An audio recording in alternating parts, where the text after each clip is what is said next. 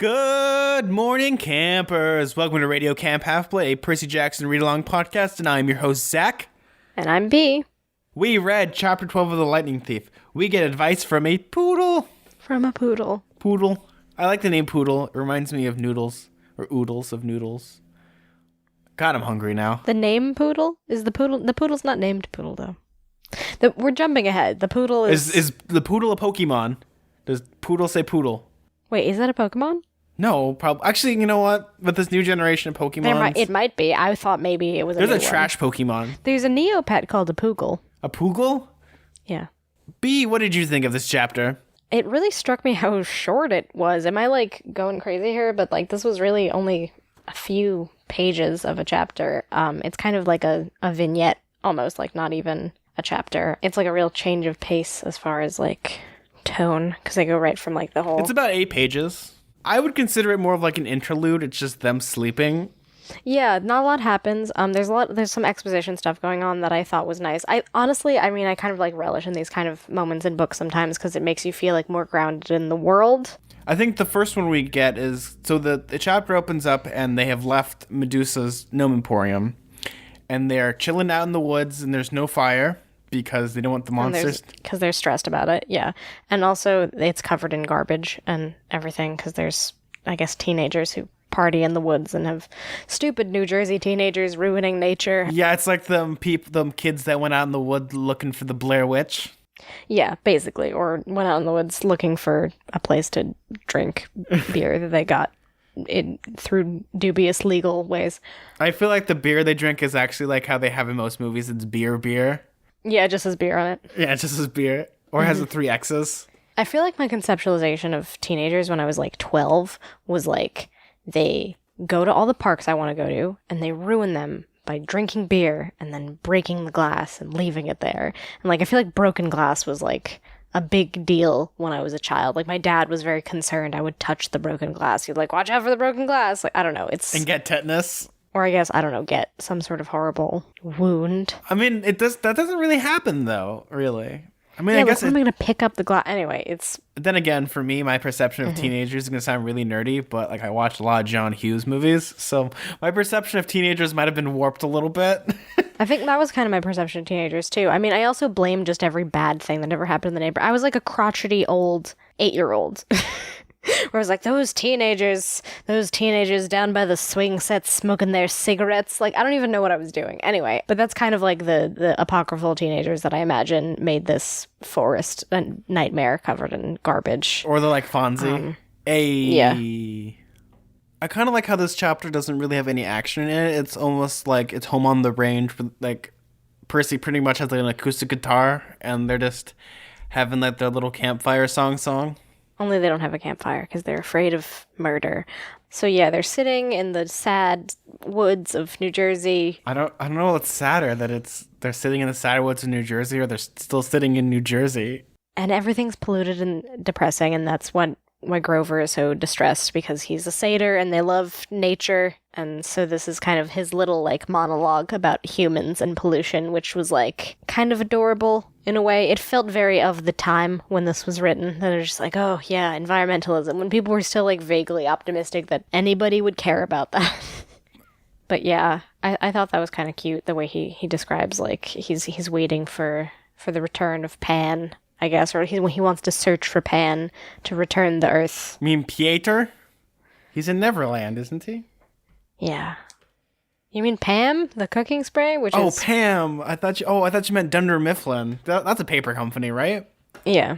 No, they're talking about Pan, the god of the wilderness. Mm-hmm. Yeah, the one with the pan flute and the horse, not the horse legs, the goat legs. Yeah, little goat legs. Little baby goat nature. legs. He facilitates child sacrifice. That's just in Pan's Labyrinth, but Not wrong Pan. Different Pan. I'm about to say the god of Pam. The final Pam. Oh no. If you watch Monster Factory, you know. Oh no, I would do a whole episode like this. So we kind of learned that the reason why Grover is trying to get on a quest again is because he wants to get his searcher's license so he can go look for the god of Pan. The great tradition of searchers, which included his dad and his Uncle Ferdinand, who is, I guess, a statue now. And he's this is Stone Uncle Ferdinand now. The artist formerly known, or I guess the statue formerly known as Uncle Ferdinand. This is when Grover kind of explains that, like, no one has ever returned alive from these quests. I guess you can call it an occupational hazard, more or less. You know, not returning. Yeah. I mean, I really do feel like there's some sort of, how do I say this? Like, foreshadowing about maybe his dad being alive or something, like that the searchers are actually out there somewhere hidden wherever Pan is. I feel like there's some sort of hint towards that. I don't know. Is it like it's almost like a suicide mission, and almost like everyone that knows, like they take up the cause. And they have to believe they'll find Pan, but they won't. That's kind of the gist of it. Because no one's returned in 2,000 years, so his dad not abandoned him, but he left for this. His yeah, he left and then never to return. Which I think it would be a sadder thing. Like when I guess it's just like, you know, you go with the norm. Yeah, it's really strange. And then like Grover, for all intents and purposes, has been characterized as very kind of jittery and nervous and not exactly super capable of taking up these kinds of causes. And it's really interesting to see like this other side of his personality where he's very like motivated to do this basic suicide kind of mission. Is it kind of like honor? Like, I mean, I guess the example I would give is like in Mulan, and how her dad, even though like he's like the sick oldie man, you know, it's you have to go fight for the nation type of mentality. It's like and also like runs in his family sort of like as a satyr. It's like the great tradition of doing this thing, even if it like feels hopeless. So I thought that was interesting. That kind of like rounded out his backstory a little bit because we haven't heard a ton about who he is. But I mean, we also get the greatest thing that I find interesting is that the last time that Grover went on a mission or a quest was 5 years ago when Annabeth was coming to the camp. Yeah, that's something we learn in this chapter as well. So originally Grover was Annabeth's seeker. And he messed that one up, I guess. Which it kind of like hints back to like the earlier stuff in the book about Grover kind of messing up one too many times and kind of being reprimanded for his inability. What do you think happened? Oh, geez, I don't even know. Like in your wildest fan theory. My wildest fan theory about what happened with him and Annabeth? I mean, I don't really know exactly. Like, I don't even know what quest she went on. Do they mention what quest she went on? Well, she came to the camp 5 years ago. Yeah. She's been there like longer than basically anybody. So there's like some sort of failure of the mission, but I don't really know what it would be. Well, that's not a mission, and more of her quest, whatever. Of her quest. But no, I meant like Grover's job as a satyr is looking for demigods. Right. So he had to bring her to camp. So did he bring her to camp? I mean, she is at camp. She is at camp. So he succeeded in that way, but there's sort of like an implication that he's involved in the failing of her quest or something. Yes. Yeah. I think, you know, it's the first time it's brought up, and we don't get that dynamic between Annabeth and Grover where they hate each other. They don't even really necessarily hate each other. It's like it's a weird dynamic where like there's like a tension from like a history that they have shared together, which you're not exactly sure what that is because he's cagey about the details. B, can I use my punch card for today with Star Wars? Yeah, you're allowed to say one Star Wars reference. You better make it worth it. It's like in Star Wars 1977 when Obi-Wan's sitting down talking to Luke, and he's talking about his dad, and he's like, and he was a good friend. And then I love there's like a video where they flash back and it shows Anakin burning, and he's like, I hate you! Yeah. Yep, he was a good friend. Yeah, not exactly a friend. I wouldn't even have the first guess as to exactly what happened with Grover. We'll find out more about what's happening here. Yeah, I'm sure that they'll add more exposition. Again, like the exposition here that's mainly what the chapter is, but also it's only a few pages. It's like a very short little kind of chapter snapshot. It's a little Snapchat into their life. Well, yeah, you only get 5 seconds of the snap. It's a tiny little Instagram story about their life. I mean, this might be like a good time we could talk about, like, is it a good idea to have long chapters or short chapters for children's literature? Because I feel like it depends on the exposition. Like, I'm totally fine with having these really short chapters because It's kind of Yeah, like I kind of the like it. It's a little sliver of information. I do think it serves the book well in terms of like making you feel immersed in the story. That like sometimes I feel like the spacing or like the pacing of plot in certain media can be like very rushed in certain ways. Like you want to just get to the thing that you're doing or like get to the action, fight the Medusa in the Lawn Emporium or whatever. And it's kind of nice to have like these little like lull moments that make those action scenes more meaningful, because if it's just action scene after action scene, it's kind of like a slog to get through and it's not super compelling, because if there's always constant action, then you get acclimated to that kind of level of energy.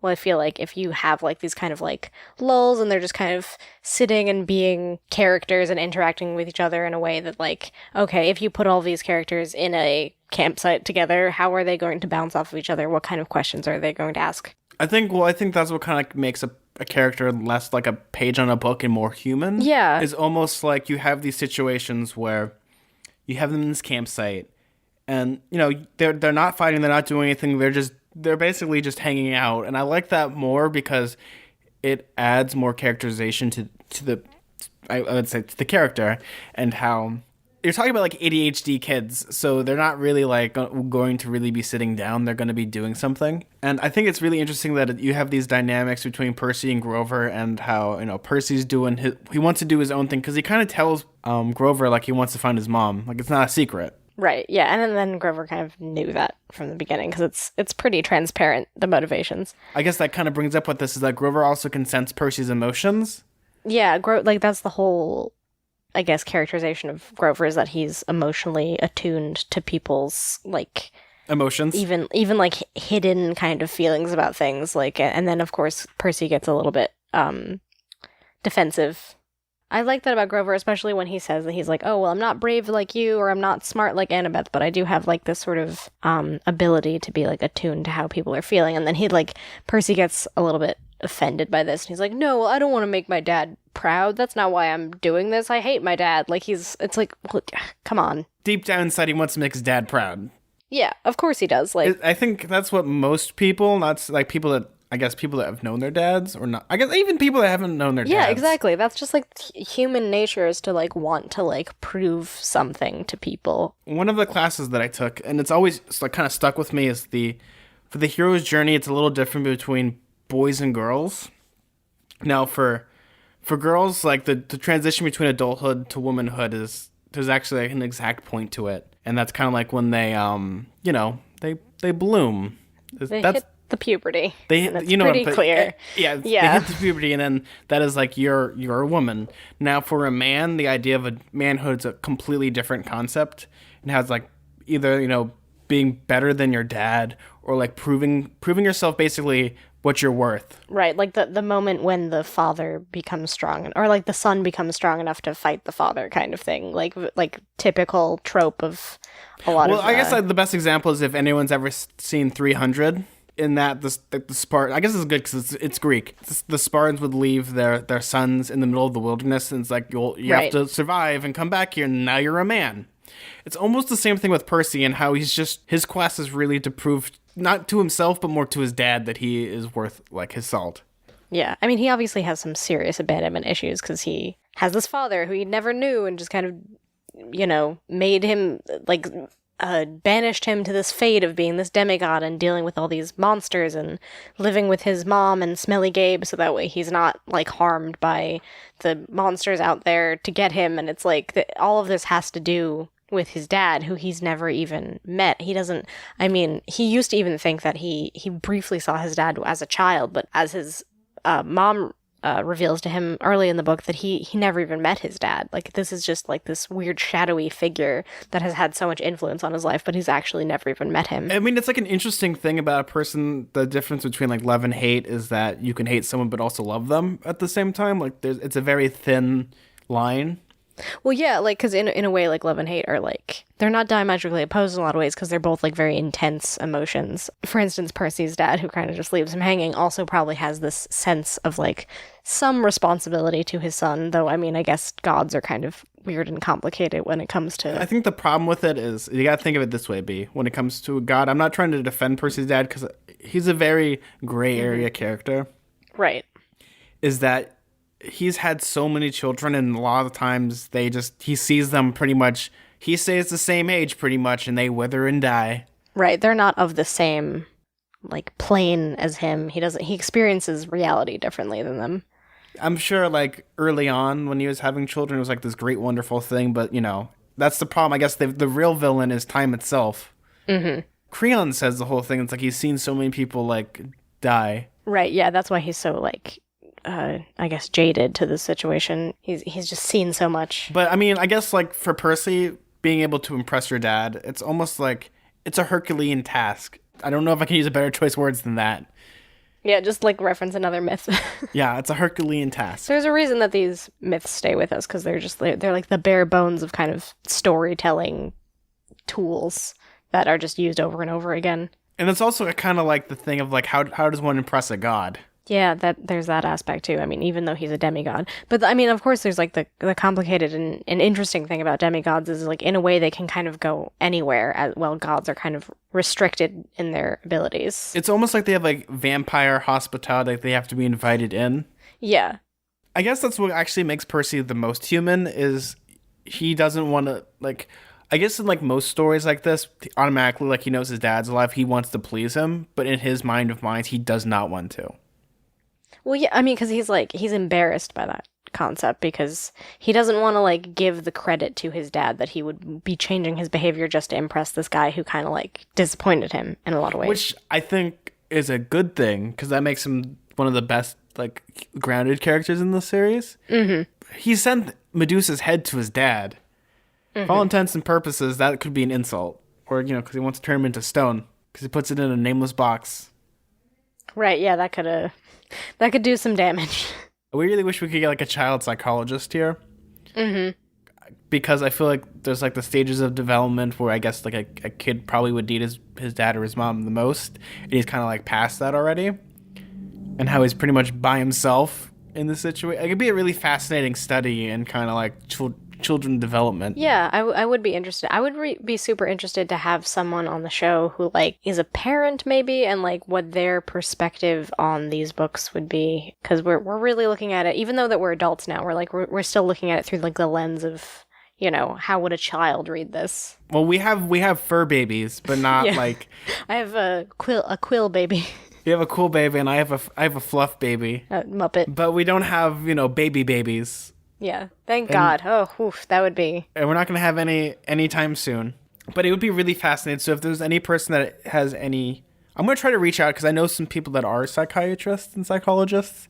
If they might be interested in coming on the show and just giving them what we've read so far. Mm-hmm. Yeah, that would be interesting. It'd be really a fascinating study in like child development. Yeah, I do think it's really interesting to look at like the kinds of stories that young adult literature focuses on and like the different negative and positive feelings that come with like adolescence. I think that there's definitely like a sense when you're like 12 years old that it's like this weird middle ground of like you're kind of an adult, like you have some agency and understanding of who you are as a person, but also like you're still very much a child and you don't have like a broader understanding of the world. Well, this is before the Linkin Park and the Dashboard Confessional. Yeah, before your emo phase. Just on the crux of your emo phase.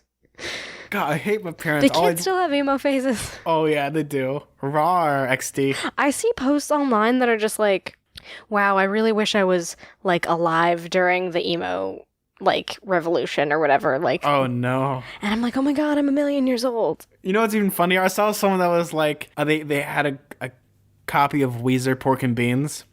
And like, I really wish I was growing up when this was popular. I'm like, oh my God, I'm 1,000,000 years old. That's horrifying to think about. Wait, that wasn't that long ago. That really wasn't that long ago. How young is this child? They're like 12, 13. I mean, I know that there are people that young listening to this podcast right now who are probably like, yeah, that's not that young. And I'm like, okay, here with my really long white beard to show that time has passed. B, make it stop! Make it stop! It just turned to us. We both turned to spooky skeletons. Like, it's an interesting thing, I guess, again, with talking about time and how, for us, these books are like, oh, look how, like, we're not so old for this. It's like, look at these babies over here, where other people are like, wow, look how old these kids are. Yeah, I saw like a post once that was just like, you know you're getting old when you watch like The Little Mermaid and she's like, I'm 16 now, I'm an adult. And you're like, honey child, you are not. Sweet summer child. What are you talking about? You're a baby. You're an infant. I know nothing of childcare. Well, I mean, isn't that like an interesting thing about how when you set books that's like 16 or 17, they're like, oh my god, they're the adults. They're on the cusp, not even the cusp of adulthood yet. I think, what is it, 24? When does your brain actually develop? I think it's 23, 24. Oh wow, I'm done, you guys. I did it. I'm done. You're an adult now. My brain is finally finished.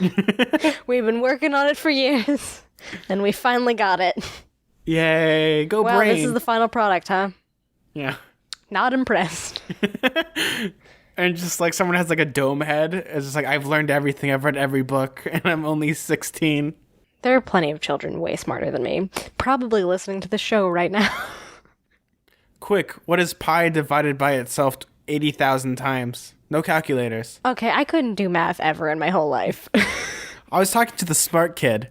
Yeah, the smart kid knows. And then I get like an email, or I get like a piece of mail that's like a box, like a manila envelope just filled with like numbers. I fixed the problem for you. Yeah, someone review us on iTunes and just give us the answer to that math problem, which I wouldn't begin to know how to solve. Time is a factor now, and then Percy, he goes a little like night-night.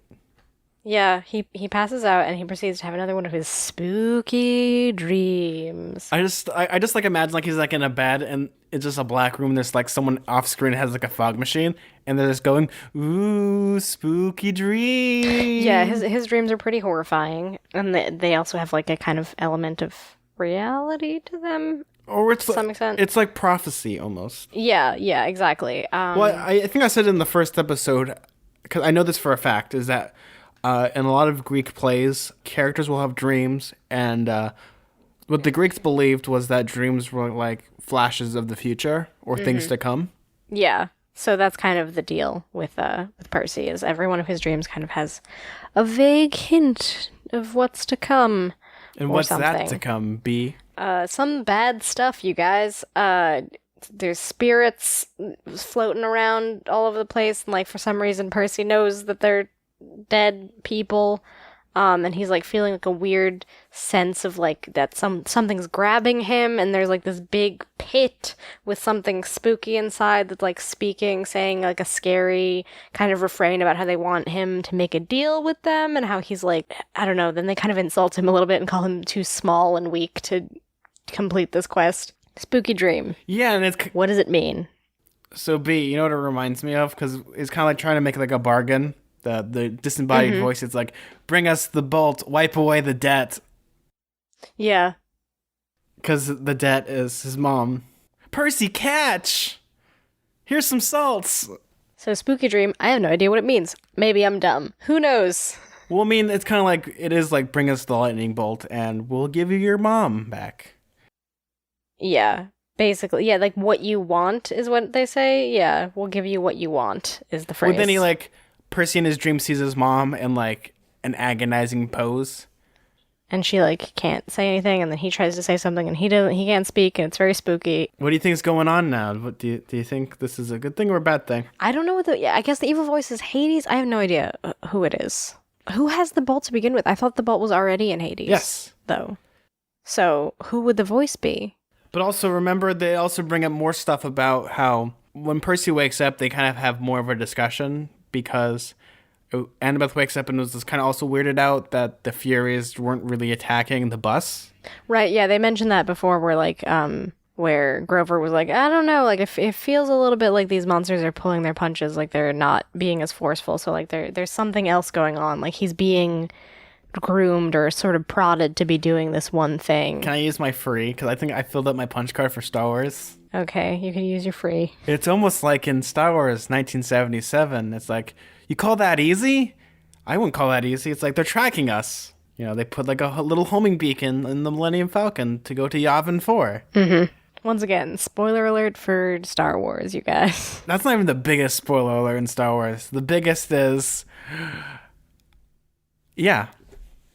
The biggest is that Jar Jar Binks is secretly masterminding everything. You know that actually is a theory? I'm fully aware of that theory. Do you know who Darth Plagueis the Wise is? No, I don't, because I'm not a nerd. I am a nerd. I'm a different breed of nerd, though. So yeah, there's something spooky going on. Some sort of deal happening in his dream, and there's like some sort of mysterious, kind of suspicious thing happening where maybe they're actually being trapped into this the whole time, and that's why things are easy. But I guess they're not easy because they are still just trapped in the middle of New Jersey with no money and no means of going to Hades, which is in California. California. Yeah. And one of the weirdest records from the Red Hot Chili Peppers, Hades. Black Bandana, Sweet Louisiana. I don't remember half that song. California, rest in peace. They are lost in New Jersey, except Grover has a plan. A plan. Well, maybe Grover doesn't have a plan so much as a little dog has a plan. A little dog? Oh my god. An adorable little poodle. Oh, it's a little fluff baby. Yeah, so from the weirdest transition that's happened in this book so far is we wake up from a super creepy, ominous dream to Grover cuddling a pink poodle. Just snuggling it, just this weird poodle that appeared in the woods. And he knows how to speak Doge. Yeah, and he's a magic dog that can speak, and the dog that can speak is named, what is the dog's name? It's a Gladiola. Gladiola. And Grover can converse with her, him. The dog. It can converse with the dog. Yeah. Grover can converse with the dog, which the dog has said that there's a reward out for him for $200 from his fancy schmancy owner. But how does he know that? Because he can read. The dog can read? Yeah, he's like Wishbone. Oh my gosh, good dog. Good dog. And so Wishbone explains the plan that they can turn him in for the $200. I like that the dog is like, I'll be your fall guy. Yeah, he immediately just is like an ally to Grover just because, I don't know, he's an animal whisperer. I don't really understand the kind of like level of loyalty that this dog has to the stranger he met in the woods, but I guess they're buds now, and he's willing to sacrifice his freedom for $200 so that they can pay for tickets to go westward. I mean, I guess it's him taking one for the team.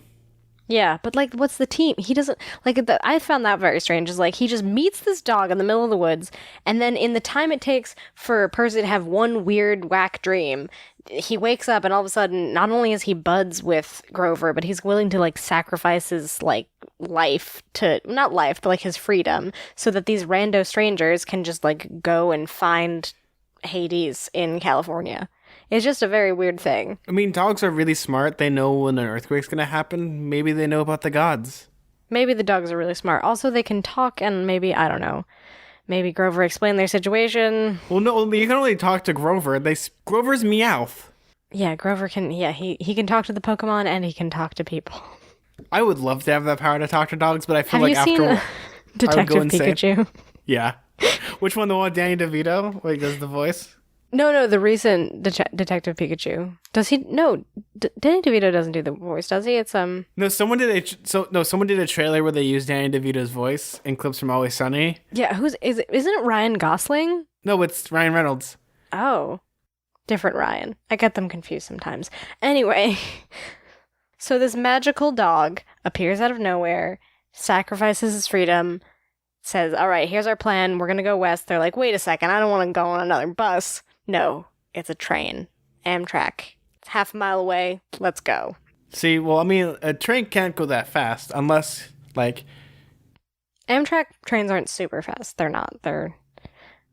You know what I did? And this is going to be the funniest thing, and this is going to end this little discussion. Mm-hmm. I went to Disneyland when the train wasn't working, and I got to sit up in the cabin, because I've always wanted to run around the trains, because I love the train at Disneyland. And I'm talking to the the engineer is like, this is how you do this stuff. And I was like, well, you see, I have like this little experiment. If I put like, let's just say like a car in the front of the train, like, you know, let's just say a DeLorean because it's kind of flashy. How fast did I get this train up to? I was like, well, you can get this up to about 12 miles an hour unless like you get this train hotter than hell itself. You can get maybe up to 88. Nice. That's very good. One time I went to Universal Studios and I wanted to go on the sort of like immersive. I maybe I wouldn't even call it a ride exactly, but it's like sort of a Back to the Future experience. They got rid of it. Are you talking about the Back to the Future ride, the 4D ride? Yeah, they got rid of it and replaced it with a Simpsons ride. The Simpsons, yep. So I went the first time to Universal Studios and it was still there when I was a kid. And then like a year or two later, I went back and my parents were walking around. My dad loved that ride. He was like, where is it? Where's the Back to the Future ride? Because he loved those movies. And we see a guy dressed as Doc Brown. And we're like, well, if anybody knows, it's this guy. It's Doc Brown. So we run up to Doc Brown and we're like, hey, where's the Back to the Future ride? And he goes, oh, that was in the past. And runs away. It was pretty great. He stayed in character. I'm so sad. Yeah, I am sad, because that was a fun ride. But I guess no one really cares about that. Well, I mean, movie. if you watch it, because you can watch it on YouTube, it's actually on the DVD. You have the whole ride video. That's cool. But I think the moral of this chapter is take the train, don't go on the air. Well, yeah, because they'll die if they take a plane. Unless it's like the next chapter is I plunge to my death. Does that mean Percy gets put on the railroad tracks? Help me, help me. Yeah. It becomes like an old-timey cartoon. With like Snidely Whiplash with his mustache, like, huh. Yes. Yeah, that's exactly the noise that Snidely Whiplash makes. I'm pretty sure that's the noise that Amanda Bynes' character makes. That's the one she makes. Yeah, that one. Mm-hmm.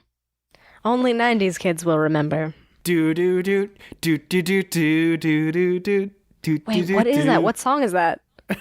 It's the 90s. No, wait, that sounds like a theme song from something. Do do do do do do do do do do do do do do. What is Tyler probably knows that. I'm gonna call him right now. You literally don't know? No. It's just in your brain. You're like, that's the 90s sound. I know that song. What is that song? I'm gonna call Tyler right now and see if he picks up. I'm gonna have a special call in. Are you sure it's not Mbop? I'm gonna ask him right now if that's okay. Oh my god. Tyler would know this. This is an emergency, Tyler. Pick up. Hey, Zach, what's going on? I picked it up. Oh, Tyler, we have a question for you. So we're recording right now, and we need your expertise on music. Is this you and B? Yeah, this is me and B. Hello. Okay, what's up? So the song, we can't remember the name of it, but it's from the 90s, okay? Okay. Do do do do do do do do do do do do do do. Yeah, okay, so it's messed up because I get that mixed up with Semi-Charmed Kind of Life. I don't think it's that. It's Semi-Charmed Kind of Life by Third Eye Blind. Is it? Okay. Yeah, because there's like a Christian song that's like a rip-off of that one that sounds like so similar, and I don't remember what that one is called. Thank you so much. We've just solved this. God bless you. Thank you so much, Tyler. We were going crazy. So if you want to listen to Tyler and to thank for phoning us in, you can listen to him at Future Horse Pod. Right? Yeah, at Future Horse Pod on Twitter or futurehorsepod.com for all my shows. I'm assuming that you're recording right now. Yes, we are. So thank you. Cool. All right. Later, dude. Bye. Yes, yeah. It's Third Eye Blind. Yeah, it's Semi-Charmed Life. God, okay, wow. What did you think of this chapter? I thought it was not quite as good as Semi-Charmed Life. No, it was a good chapter. I liked it. I've kind of hit on all the notes that I've said about why I liked it so much. It was just kind of a little short moment in their adventure. It reminded me a little bit of something that you would see in, like, Stand By Me or something. They're kind of, like, camping out in the middle of the woods, like, talking about their lives, like, kind of establishing some character dynamics. I do enjoy that it's a little interlude. I've had, like, it's interesting to have interludes in chapters where it's, like, breaking up neither action, just kind of, like, progressing the story in a different way. Though, you know, you could easily just have it almost be formulaic with how Rick Riordan writes. And it's like, so they go to this place, and then they fight Creature, and they use the myth to actually defeat Creature, and then they go to the next place. And then they go to the place, and then another thing happens, and yeah. So it is kind of nice to have, like, a little bit of a respite for that. I mean, like, you still feel the tension of what's going on in the world, and they talk about the stuff going on, but it's like, it's a little, The one thing that I enjoy about how Rick Riordan writes is they still haven't technically left Medusa's lair. It's kind of like how if you read some books, the chapters kind of like reset where they kind of like they forget what happened last chapter. Right, yeah, they're still dealing with the aftermath of that. The fact that they murdered a woman. They murdered someone. They still don't have money from the aforementioned bus accident, and they're kind of stranded in the middle of nowhere. Yeah, because there's like, I know there's episodes of Star Trek where there have been like huge like things that would be like, oh my god, this is like the season finale. It's like they fix it in like a sentence off screen. Yeah. It's like stuff like that. Repercussions for the stuff that we've already seen happen. A nice continuity there. I'm excited to see the dog more. I guess they're going to return him. Are we going to meet the rich family? How's that going to go? That's interesting. I'd like to see the weird rich... They might get the money and free the dog. Yeah. So that they're going to have a Doge companion the entire time? Oh, I would hope that they had a little dog. That would be cute. That'd be such a fun cosplay to be like Grover and then carry around a little pink poodle. Oh. So cute. When we haven't met like Cerberus yet. 3 times the puppy. I would love Pupper Cerberus. More heads to pet. 1, 2, 3. The more I think about it, the more I think Hagrid was right about just loving danger. Hagrid was right. More dog, more better. They're just a pupper, except for the spiders, not so much the spiders. I would love to have Aragog as a spider. Too many eyes. I would love it. Can't trust it. Nope. Can't do it. Not okay. But it's got so many legs for squeezing. Bad. Yes. I've discussed this before. You know what I would love to have? What? A Thestrial. Oh, yeah. Aren't the Thestrals the thing that you can only see if you've seen someone die? Yep. That's dark. Does that mean it looks like you're floating if you're riding one? Yeah. That's kind of rad, because it's like, you normies, you think I'm floating. Well, I mean, after the Battle of Hogwarts, people realized what was pushing the carriages at Hogwarts. Oh. Whoa. Mind explosion. I never even thought of that. I wouldn't want a spider, though. I've really made this point before, but basically, my theory is my partner, one point, to get a pet tarantula. Yes, Cuddles. To which I said no. And the reason I said no is because just living your life day to day. There is a slim, albeit very slim, possibility that you will wake up with a spider on your face like you're a character in Home Alone. Exponentially small possibility that that spider is a tarantula, a giant tarantula, especially if you live in like North America. Yes, so I'd love a fur baby like that, and it would walk all over my face, and that's okay. No. Listen, yes. If I had a pet tarantula, I am inviting that kind of risk into my life that I am greatly... So what you're telling me is you're living a high-risk lifestyle? I'm greatly increasing the probability that I could wake up and there's a spider on my face. And why would I incur that risk? Why would I do that to myself? You know what puppy that I would love to have is a hellhound? See, that would be rad. A hellhound would be cool, because it's still a dog. A spider, too many eyes. I can't do it. You guys, I just... What type of mythological creature would you want to have? I don't know. A dragon would be really cool. Do you want like a Schmaug? No, a luck dragon. I want a luck dragon. Because they're fuzzy. Oh, you want Falcor? Yeah, I want Falcor. I'd love to write on Falcor. Just be like Neverending Story. It starts like you'd automatically have to have Neverending Story tuned up. I was gonna say a unicorn, but I don't really get along with horses. I've tried horseback riding. I'm not super great at it. That's basically just a horse that has a horn. It's not really... I mean, do they fly? I guess that's a Pegasus. They're beautiful, majestic creatures. They're just a horse with a horn. That's not really all that impressive, honestly, when you think about it. I don't know. What type of mythical creature would I want to have? Well, you said a Thestral, which is kind of a spooky choice. Maybe a Canadian. That would be a mythical creature. A Canadian? Those mythic Canadians. If I wanted like a super mythical creature, I don't know. Maybe one of those giant eagles in Lord of the Rings. Oh yeah, that'd be rad. That you can only summon with the butterflies. But don't they also talk? So they're kind of like, that would be weird. I feel like it'd be weird to have a pet that could like know. I don't know. Why would that be? Then you could have like an awesome conversation with your pet. I would feel weird riding something that could speak to me. I guess Falcor can. So never mind. I'm a hypocrite. I mean, like a horse would be cool, just you can't go to the swamp of sadness. Oh no. No. Artax. Do you know how much that messed me up as a kid? Artax in the swamp of sadness. We've talked about this, I think. The thing about quicksand. Did the Swamp Sadness make Artak sad, or was he already sad and that's why he sank? This is what kind of bothered me even as a kid. Artax was depressed. The only way you can sink is by having a sad thought in your head. Yeah, he thought of something sad. What was he thinking of? I don't know. You know, I really want to get a tattoo from Atreyu, because the guy that was Atreyu is a tattoo artist in LA. Oh, that's awesome. What? Yeah, he's like a tattoo artist in LA. That's pretty awesome. If I was going to get a tattoo, it would be from that man. What if you had a never-ending story tattoo? I feel like you'd punch me in the face. Like, get like a sleeved Falcor. The musician Brandi Carlile has 2 never-ending story tattoos on her arm. Don't ask me why I know that. I just do.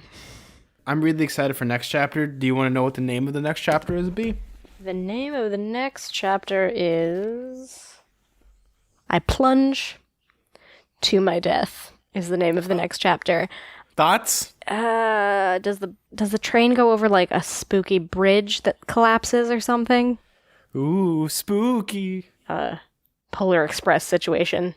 You know how spooky Polar Express is. Hot chocolate. I'm really sad that that's so Uncanny Valley, because I did like that movie as a child, but it's really very spooky. Yeah, so maybe they run into some elk in the next chapter. I don't know. Or I guess because it's magic. I don't know. Magic elk. Percy plunges to his death. He dies, I guess, yeah. Or he plunges to something that is like death. I don't know things. We'll find it out. We'll find it out. You're always making me guess, and I'm just like, I have no idea. But it's fun for this. What do you think is going to happen? Yeah, I don't know things. I think that they're going to keep going west. They're going to get on a train. There's probably going to be a monster on the train.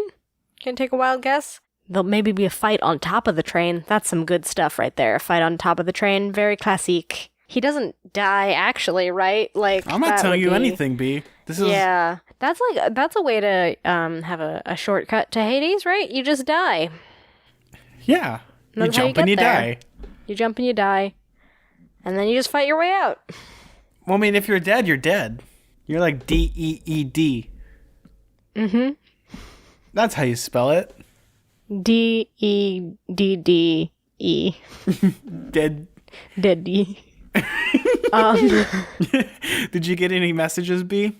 I don't think so. I saw one thing that we were tagged in about the first podcast that someone ever listened to, but now I cannot find it. Hold on a sec. Oh, it was from 2B Pencil. Oh, yeah. Okay, yes. So you have it. So, yeah, you can read it. That's kind of all that I got. Well, breaking news. We actually just got a tweet right now from a listener. We just got a tweet. So from a HalfBlood Radio from Long Draws. During the interview, you talked about Oakland and the amount of monsters. I am from Oakland. That surprised me. Thanks, Long Draw. I don't know. You're the one who mentioned Oakland. I've never been to Oakland. I've never been to the West Coast. Oh, I found this was an interesting one. So from 2B Pencil. It's kind of like a correction. Not a correction, but it's what we're talking about. And it's from 2B Pencil. So from 2B Pencil. I'm on episode 10, and it reminded me of the interview that Rick did. He said that there was no surviving evidence of the word in ancient Greek that means riptide. So Rick consulted with the professor and decided to use the word anaklusmos, as its closest thing. I also remember when I read this, that how Sally kept up with Gabe and how abusive he is. Why don't you just find someone kind and happen to be smelly? We've answered this question ourselves. We don't know. Because plot. Cryy face, happy face emoji. I think it's also because he put together the myth and the mortal world, and it also allows for Percy to grow more. I mean, that is true. I mean, having people that put you down make you a much stronger person, I suppose. Yeah, I guess. I mean, they needed that plot point because they needed it. It moves the plot forward. That's the thing. If I was going to use a Doctor Who quote from the 50th from the War Doctor, I would use, great men are forged in fire. It's the privilege of lesser men to light the flames. Or to be stinky. Also, my first podcast that's completely invested in. It actually is B. Kelly and Tyler's Unfortunate Associates podcast. I love children's books, and you guys are just much fun to listen to. Look at that. Look at me with my brand, people listening to me on both of my podcasts. Yeah, wow, thank you for listening to both of my podcasts. It's very nice. So we actually got some emails, and I'm going to read the most adorable one that we have. The most adorable. Dear Zack and B, I'm 11 and I've been listening to your podcast since you started it, and I love it. I always look forward to Mondays just because of you. For another bonus podcast, could you take a god or goddess parentage test? Thank you so much. From V. Please don't mention my name because my mom won't allow it if I do. Yeah, so that's why alias. It's the most adorable thing in the world. It's so sweet. I can't even imagine. V, you are the best, especially being an 11-year-old and listening to us deconstruct a book in like the most painful way possible. I feel like I relate deeply to that, though. I mean, when I was 11, I had an Unfortunate Events blogspot blog. I know one day you have to send me this link. I feel like there should be, like, if you're a Patreon donor, there should be, like, a random, like, randomized thing, and then one of you will be given the link. It's a little cringy, and it's, like, also, like, wow, this kid kind of is really dedicated to aesthetic. There's only, like, 5 posts on it. But no, thank you, V, for that. I really, appreciate that this is what you do on your Mondays. Most people hate their Mondays, so this is a great... like Garfield. Yeah, like Garfield. But if you ever want to send us messages or anything, if you even want to come on the show, we'd love to have you on with your parents' permission, of course. So we actually got a little bit, not a correction, but like, I guess more insight into something. So from Megan, the way it's spelled is almost exactly like how our friend Megs has it spelled. So it's probably Megan or Megan. Either way, I know both spellings, so if we said it wrong, I apologize. I was listening to your latest episode and wondering about the fact that Grover hides his goat legs when the mist could hide it from him. I don't know if either of you have read Redacted, but the last book, Redacted, 2 of the characters, Redacted, use their demigod powers in public on purpose because apparently if you flaunt the weird magical stuff, it confuses mortals even more. Based on this, Grover should be able to walk around without hiding his goat legs, especially with the mists on top of that. It doesn't make a lot of sense he doesn't do this, but I'm just going to assume that he just doesn't know about it. I love this podcast, by the way. I like listening to it while I'm drawing or organizing because it's really fun to listen to and it gives me something to think about. Anyway, I hope I helped answer your question and I don't sound like some kind of crazed know-it-all fangirl. Smiley face. Thanks, M. Aren't we all crazed know-it-all fangirls? Let's see, did I tell you about my cringy experience about writing fan fiction? Oh God, no. I told you I wrote this great cringy fan fiction for a video game once. And I sent it to the game studio. Oh yes, I think you told me this. I think this was like on the first or second episode where I sent like this cringy fan fiction. Like, this is gonna be your new game. I want to make millions off of this. And they sent me a rejection letter. I used to do, like, really cringy things when I was a kid. Like, I would make a really cool design of, like, a Barbie dress on Barbie.com, and then I'd be like, I'm gonna send this to someone cool, like Daniel Radcliffe. And then I would just be like, Daniel Radcliffe at yahoo.com. Send. Did it work? No, it got sent to some random person, probably. Named Daniel Radcliffe? Yeah, I guess so. Appreciate my Barbie. When I was like 9. Let's see, do we have anything? Actually, we also have another one that I like that we just got. So from Evan, the subject is your podcast. The body of the email is great podcast.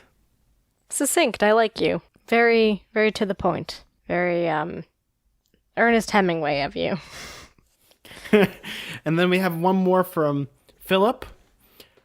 Hi, I'm Philip, and your podcast makes me think a lot deeper. I love it, and I really want to laugh when you tell a joke. Then I realize that I'm surrounded by people who aren't listening.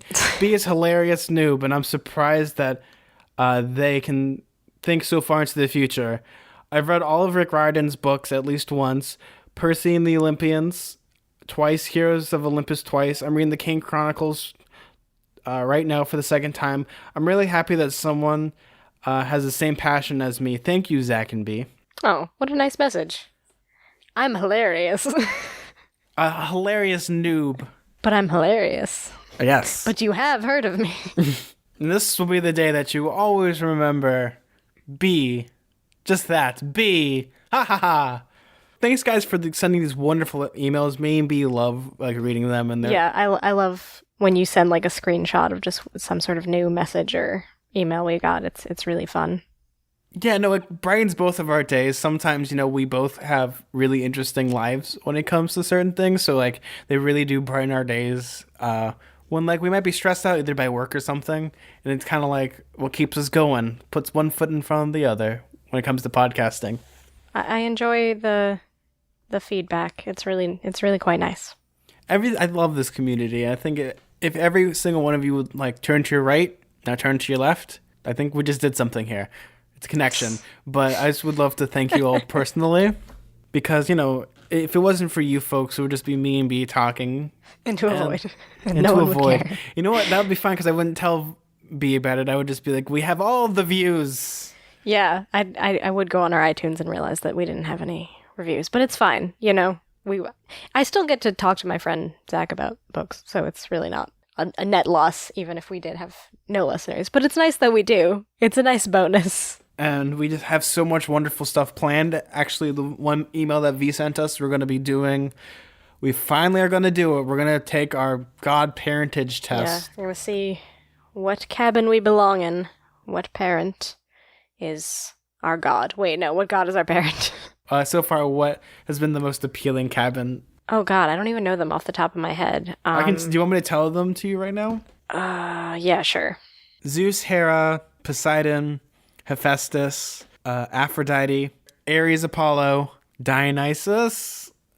Dionysus has a cabin? Yeah, remember he's got two fat boys. Oh, right, yeah, he does. I forgot about that. They don't just live with him in his house. Yeah, for some reason I just imagine they live together. I don't know.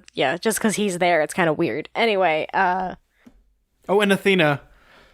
All right, well, I'm not super athletic or brave or strong. But you are smart. Okay, what's the smart cabin? That's Athena. I guess I'm Athena cabin, probably. I guess we're both Athena cabin.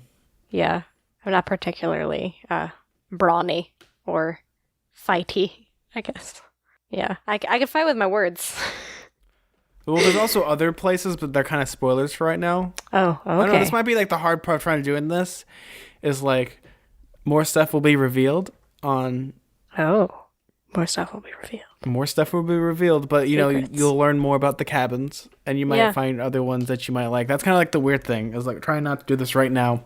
But we're going to do it for you folks. We'll see. We'll see what my destiny is. Thank you guys for listening to another wonderful episode of Radio Camp Half-Blood. If you want to actually donate to our Patreon page, we actually have a bonus episode where we talked about Matilda for about an hour and a half. We sure did talk about Matilda. Me and Roald Dahl. My bro from way back. It's B's either their greatest enemy or greatest ally. It's both. We have, we're frenemies, me and Roald Dahl. That's the best word to put it, B.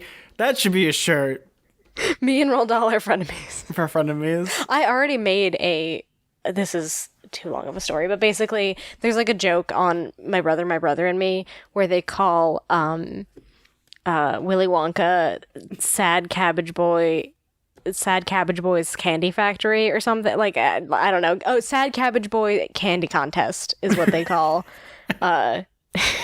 Willy Wonka. So I for my brother and me live show, I went to a t-shirt place in the mall, and in the Willy Wonka font got in like purple Sad Cabbage Boy and the Candy Contest. And the lady at the t-shirt place sure was confused. She was like, "What is this for again?" And so if you want to follow us on Patreon for just a single dollar, you could use that dollar to buy. What can you buy with a dollar now? Nothing really. Except listening to us. Candy? A stick of gum? Maybe a stick of gum. Remember back in the day when for a dollar you'd get a trolley ride, a slice of pie, a cup of joe, and then enough to see the new Lon Chaney movie. Yeah, people who did that probably look like Lon Chaney right now. Oh, you mean dead? Yeah. So if you want to follow us on Patreon, it's Patreon/Radio Camp Half-Blood. Donating to the show, we're going to send you some bonus content. Episodes that might be coming out early on there, as well as we're going to be having exclusive stuff. But don't fret. Everything that you're going to be hearing eventually will come to the regular feed. Just Eventually. maybe like a month or for a little bit. So it gives people... You won't always be under a paywall. Unlike some certain Harry Potter game. that I will not Yeah. name, that I'm still angry about. Just a little bit salty. B, where can they find you? You can find me on the Tumbles, also known as Tumblr, at twinpoetry.tumblr.com, and you can find me on Twitter at bkellygorman. If you want to find me on Twitter, you can find me at Suda41. That's SUDA41. If you want to email our show and send us more amazing messages, we'll read anything. If you feel like you're wasting an email, you're not, guys. That's totally fine. You can email us how the weather is, because it's been freaking hot. But you can email us at radiocamphhalfblood@gmail.com. If you want to follow us on Twitter, it's at halfblood_radio. And I think that's pretty much it. We don't really have any other news. I recommend if you live in the Corona area, you should go to Print and Page. It's a used bookstore, and they have really amazing deals if you live in California. I'm Zack. On B. And keep staying mortal. Bye.